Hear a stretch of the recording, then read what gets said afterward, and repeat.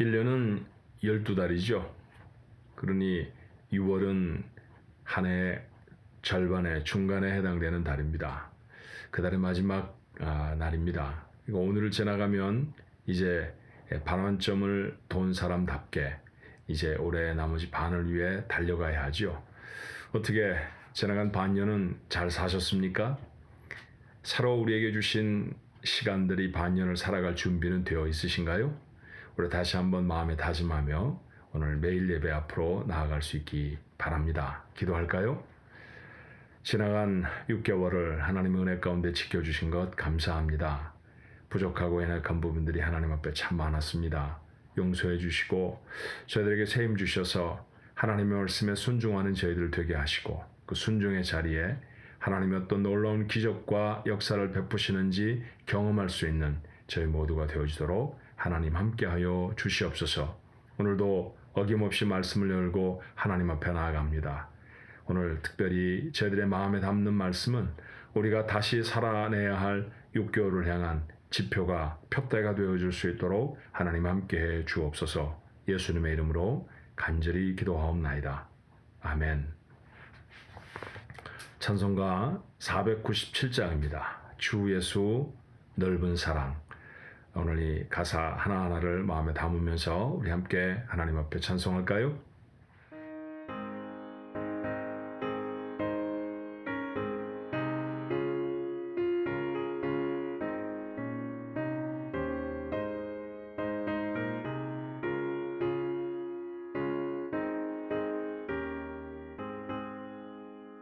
주 예수 넓은 사랑 그 크신 은혜를 나 힘써 전함은 참 기쁜 일일세. 주 예수 복된 말씀 생명과 진리요 내 맘에 갈급함을 다 채워주시네. 옛부터 전한 말씀 주 예수 크신 사랑 나 항상 전하기 참 기뻐하도다. 이 말씀 전할 때에 내 맘이 기쁘고 그 말씀 전할수록 새 기쁨 넘치네. 구원의 복된 말씀 못 들은 사람이 세상에 많음으로 힘써서 전하세. 예부터 전한 말씀 주 예수 크신 사랑 나 항상 전하기 참 기뻐하도다.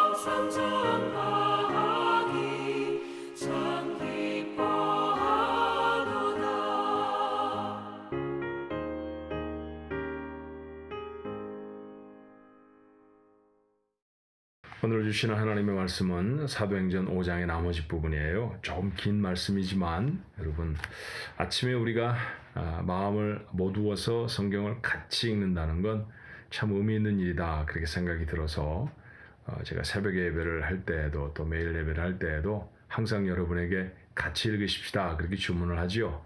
예, 우리 빠르지 않은 속도로 같이 한번 읽어보도록 합니다. 사도행전 5장 17절 말씀부터 42절 말씀까지입니다. 대제사장과 그와 함께 있는 사람, 즉 사두개인의 당파가 다 마음에 시기가 가득하여 일어나서 사도들을 잡아다가 옥에 가두었더니 주의 사자가 밤에 옥문을 열고 끌어내어 이르되 가서 성전에 서서 이 생명의 말씀을 다 백성에게 말하라 하며 그들이 듣고 새벽에 성전에 들어가서 가르치더니 대제사장과 그와 함께 있는 사람들이 와서 공회와 이스라엘 족속의 원로들을 다 모으고 사람을 옥에 보내어 사도들을 잡아오라 하니 부하들이 가서 옥에서 사도들을 보지 못하고 돌아와 이르되 우리가 보니 옥은 든든하게 잠기고 지키는 사람들이 문에 서 있으되 문을 열고 본즉 그 안에는 한 사람도 없더이다 하니 성전 맡은 자와 제사장들이 이 말을 듣고 의욕하여 이 일이 어찌 될까 하더니 사람이 와서 알리되 보소서 옥에 가두었던 사람들이 성전에 서서 백성을 가르치더이다 하니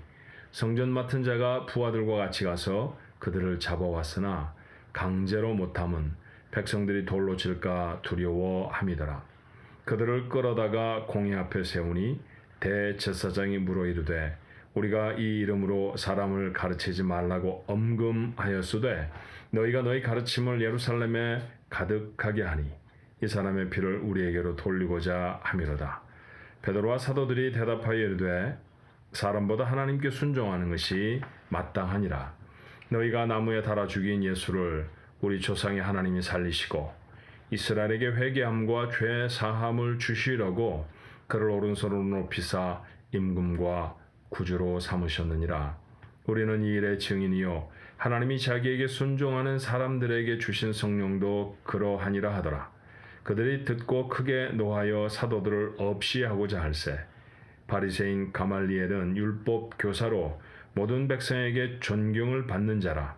공회 중에 일어나 명하여 사도들을 잠깐 밖에 나가게 하고 말하되 이스라엘 사람들아 너희가 이 사람들에게 대하여 어떻게 하려는지 조심하라. 이전에 드다가 일어나 스스로 선전하며 사람이 약 400명이나 따르더니 그가 죽임을 당하며 따르던 모든 사람들이 흩어져 없어졌고 그 후 호적하러 갈 때 갈릴리의 유다가 일어나 백성을 꿰어 따르게 하다가 그도 망한즉 따르던 모든 사람들이 흩어졌느니라. 이제 내가 너희에게 말하노니 이 사람들을 상관하지 말고 버려두라. 이 사상과 이 소행이 사람으로부터 났으면 무너질 것이요 만일 하나님께로부터 났으면 너희가 그들을 무너뜨릴 수 없겠고 도리어 하나님을 대적하는 자가 될까 하노라 하니 그들이 옳게 여겨 사도들을 불려들어 채찍질하며 예수의 이름으로 말하는 것을 금하고 놓으니 사도들은 그 이름을 위하여 능욕받는 일에 합당한 자로 여기심을 기뻐하면서 공회 앞을 떠나니라. 그들이 날마다 성전에 있든지 집에 있든지 예수는 그리스도라고 가르치기와 전도하기를 그치지 아니하니라. 아멘. 사도행전 5장 전반부의 말씀은 아나니아와 삽비라의 사건이었습니다. 하나님이 교회를 순결하게 하시기 위해서 성령을 속였던 사람들을 즉시 단죄하시는 두려운 모습이었죠. 성도들이 하나님을 더 크게 경외했을 것이고요. 성령의 임재를 두렵게 받아들였을 것입니다. 그렇게 성령과 동행하는 사람들 속에 어떤 역사가 일어났는지 사도행전 5장 우리가 오늘 읽었던 본문은 아닙니다만 어제 읽었던 말씀의 뒷부분은 설명합니다. 심지어 베드로의 그림자가 지나가도 병이 나을 것 같다라는 믿음으로 거기에 길에 사람들을 눕혀 놓았다라는 기록을 보게 되지요. 사도들을 통해서 예수 그리스도가 행하셨음직한 그런 기사와 이적들이 계속해서 행해지는 것, 성령이 그들 속에 강력하게 역사하고 계시다라고 하는 증거였습니다. 자, 그런 소식들, 그런 사건의 소식들을 들었던 대제사장과 함께 있었던 사두개 사람들, 그런 사람들의 마음에 시기가 가득 일어났다. 이것이 바로 오늘 본문의 시작입니다. 시기보다 어쩌면 두려움이었을지 몰라요. 얼마 전에 바로 그들이 선포하는 예수 그리스도라고 하는 분을 십자가에 달아 죽였던 사람들이 바로 그들 아니었습니까? 그러니 지금 그들의 이름으로 그분의 이름으로 병자가 낫고 기사와 이적이 행해진다고 하면 그들이 실수했다는 사실을 증명하는 게 되어지잖아요. 그 사람들이 말하되 28절에 오늘 말씀에도 있습니다. 이 이름으로 사람을 가르치지 말라고 언금하였으되 너희가 너희 가르침을 예루살렘에 가득하게 하니 이 사람의 피를 우리에게로 돌리고자 함이로다. 이 사람들이 가장 두려웠던 것은 이것이죠. 자기들이 했던 행위가 잘못되었다라고 백성들이 질책하게 될까봐. 그러면 아주 작은 문제로는 그들이 갖고 있던 직책을 내려놓는 것 정도가 되겠습니다만 큰 문제가 생기면 어쩌면 길에서 돌에 맞아 죽을 수도 있는 그런 사건이거든요. 자, 그러니 그들은 두려웠을 것입니다. 다시 사도들을 잡아서 옥에 가둡니다. 그런데 하나님이 하시는 일이 사람이 만든 감옥 같은데 갇혀져 있을 수 없다라고 하는 일을 오늘 19절은 우리에게 보여주잖아요. 주의 사자가 밤에 옥문을 열고 끌어냅니다. 그리고 말하지요. 성전에 가서 이 생명의 말씀을 다 백성에게 말하라. 그랬더니 21절에 그들이 듣고 새벽에 성전에 들어가서 가르치더니 했습니다. 저는 이 말씀을 읽으면서 마음에 큰 감동이 왔어요. 예수 그리스도의 이름으로 사람들을 가르치고 이적을 행하였던 사람들이 그것 때문에 감옥에 갇혔습니다. 그런데 주의 사자가 그들을 풀어내며 성전에 가서 다시 가르쳐라 이렇게 말씀을 하면 네 그러고 신나서 뛰어가게 될까요? 조금 전에 그렇게 하다가 어려움을 당했던 사람들 아닙니까? 그러니 두렵지 않았을까요? 정말 가서 이번에 또 잡히면 어떻게 하지? 이번에 잡히면 어쩌면 생명을 잃어버릴지도 모르는데 이런 걱정이 있지 않았을까요? 그런데 그들은 그렇게 걱정하지 않았던 것 같습니다. 그들은 달려가서 성령의 말씀대로 주의 사자의 말씀대로 성전에 들어가 하나님의 말씀을 선포하고 가르칩니다. 말씀에 순종한다는 것, 이것은 우리가 구원을 받고 난 다음에 평생토록 가장 분명하게 우리 마음에 결단하고 다짐해야 할 것입니다. 오늘 하루를 주셨지만 이 하루의 시간이 우리의 삶에 의미가 있으려고 하면 하나님이 우리에게 하시는 말씀에 순종하는 하루가 되어져야 하는 것이죠. 하나님께 순종하지 않고 살아가는 것은 곧 죄일 것이고요. 하나님이 무슨 말씀을 나에게 하시는지 의식도 없이 살아간다고 하면 하루를 살았을지라도 하나님 앞에는 아무 의미가 없는 시간일 수밖에 없습니다. 그러니 하나님이 내게 무엇라고 말씀하시는지에 민감할 수 있어야 하지요. 그리고 하나님이 내게 무엇을 말씀하시든지 그대로 행할 수 있어야 합니다. 자, 그들이 두려움을 이기고 두려움을 벗어버리고 성전에 가서 하나님의 말씀을 전했는데 그 결과는 다시 잡혀가는 것이었어요. 자, 다시 사람들 앞에 섰을 때 베드로가 이렇게 말합니다. 사람보다 하나님께 순종하는 것이 마땅하니라. 사람에게 두려운 마음이 들 때가 참 많습니다. 한 교회에 우스운 에피소드가 있습니다. 제가 어렸을 때, 좀 젊었을 때 섬기던 부목사로 섬기던 교회 일이었는데요. 그 교회 직분자로 어떤 분이 선택을 받으셨어요. 그런데 이분에게 큰 문제가 하나 있었습니다. 그건 담배를 끊지 못하는 것이었죠. 그래서 직분을 받고 나서도 몰래 담배를 피우셨던 모양입니다. 물론 장로님들이나 목사님에게 이 인터뷰를 하실 때에는 그런 일이 없다고 말씀을 하셨겠죠. 아내가 보니 저런 모양으로 계속해서 가다가는 정말 하나님 앞에도 영광이 되어지지 않고 직분을 맡는 것도 큰 어려움이 있겠다 생각했던가 봐요. 어느 날 극단의 조치를 취합니다. 몰래 담배를 피고 돌아왔겠죠. 들어온 남편에게 아내가 말합니다. 당신 담배 피우는 거 다 봤대. 이렇게 말이죠. 그랬더니 남편이 깜짝 놀라서 말하면 누가 봤대? 교인들이 봤대? 어디서 봤지? 내가 몰래 했는데 장로님이 보셨대? 목사님이 보셨나? 뭐 이렇게 그가 아는 사람들을 짚어내려 갑니다. 그랬더니 아내가 말합니다. 하나님이 다 보셨대. 당연하지요. 하나님이 다 보셨죠. 근데 그 반응이 우습습니다. 예, 그 남편분이 난 또 사람이 봤다는 줄 알고 큰일 날 뻔했잖아. 아내가 저에게 전해주어서 알게 된 에피소드지요. 이 말은 정말 우리에게 시사하는 바가 많았습니다. 사람이 알게 되면 두렵지만 하나님이 아시면 두렵지 않아 하는 것. 이게 얼마나 큰 잘못일까요? 사람들은 아무도 몰라도 하나님이 아시는 게 문제 아닙니까? 그래야 합니다. 우리는 하나님 앞에 서 있는 사람들이죠. 우리 교회에서 묵상을 점검하기 위해 나누어드린 책자 이름이 코람 데오입니다. 굳이 라틴어로 그것을 쓴 까닭은요. 종교개혁자들의 유명한 캐치플레이스기도 했고요. 그리고 사실은 라틴어임에도 불구하고 많은 사람들에게 뜻이 잘 알려져 있는 말이기도 합니다. 뜻을 아시죠? 하나님 앞에서입니다. 하나님 앞에 서 있습니다. 베드로는 지금 그 의식이 분명하죠. 사람들 앞에 서 있는 것이 아니라 하나님 앞에 서 있다라고 하는 것입니다. 오늘 하루를 만약에 이런 의식이 명료하게 살아간다고 하면 해야 할 말들이 좀 달라지지 않을까요? 우리의 마음에 담는 생각들이 좀 달라지지 않겠습니까? 내가 행하는 행동들도 분명히 달라질 것입니다. 오늘 하루 하나님 앞에 서 있는 사람을 두려워하는 것이 아니라 하나님을 두려워하는 사람의 모습으로 살아가는 우리 가족들 모두가 되시기를 바랍니다. 오늘 사도들이 그들 앞에 다시 한번 복음을 변증하지요. 30절로부터 32절의 말씀은 여러분이 좀 여러 번 새겼으면 좋겠다 그런 생각이 들어요. 자, 왜 그 이름으로 계속해서 가르치느냐라고 말했을 때 나는 너희들 두려워하지 않는다. 하나님이 가르치라고 하셔서 순종한 거야. 그러면 그들의 가르침을 그들 앞에서조차 이야기를 합니다. 어떤 이야기였나요? 너희가 나무에 달아 죽인 예수를 우리 조상의 하나님이 살리시고 이스라엘에게 회개함과 죄사함을 주시려고 그를 오른손으로 높이사 임금과 구주로 삼으셨느니라.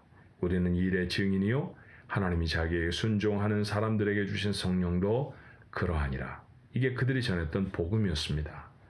복음을 전한다라고 말하면 사뭇 어렵게 생각하는 분들이 계세요. 그런데 사도들은 정말 주님과 함께 많은 사건을 함께 경험했음에도 불구하고 그들이 증거했던 메시지는 정말 단순했습니다. 그 가운데 핵심적으로 담겼던 내용들이 오늘 본문에 있는 말씀이에요. 첫 번째가 무엇입니까? 예수 그리스도께서 우리 죄를 위해 죽으셨다라는 것입니다. 두 번째는 그 예수 그리스도를 하나님이 살리셔서 부활하셨다라는 것이죠. 그리고 마지막 세 번째로 그로 말미암아 구원을 받는다. 이게 복음입니다. 여러분이 만약 누군가에게 복음을 증거한다고 하면 그 세 가지를 담아 전하는 게 맞는 것이죠. 주님은 우리 죄를 위해 죽으셨습니다. 그런데 죽음에 매여 있지 않으시고 하나님은 그를 죽음에서 풀어 부활하게 하셨습니다. 그 부활하신 하나님, 그 부활하신 우리 주님, 그 주님을 믿는 믿음으로 우리는 구원을 받습니다. 오늘 사도들이 했던 한마디를 더 더한다고 하면 이 일에 우리가 증인이라는 것이죠.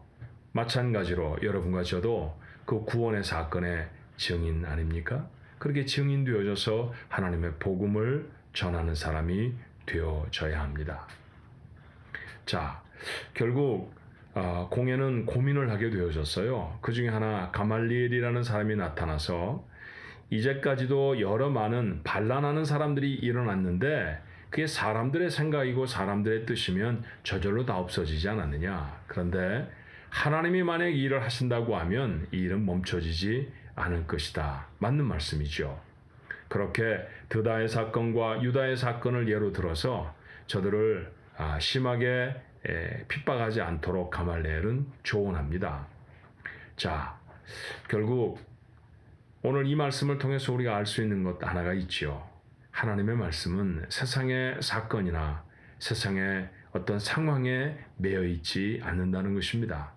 참 어렵고 힘든 상황에서도 하나님의 뜻을 이루려고 서면 하나님은 그 일을 이루시도록 그와 함께 하십니다. 사실 저희 교회 52년의 역사가 바로 그런 역사이죠. 최근에도 우리는 그런 역사들을 경험하는 것을 성도들과 함께 나누었었습니다.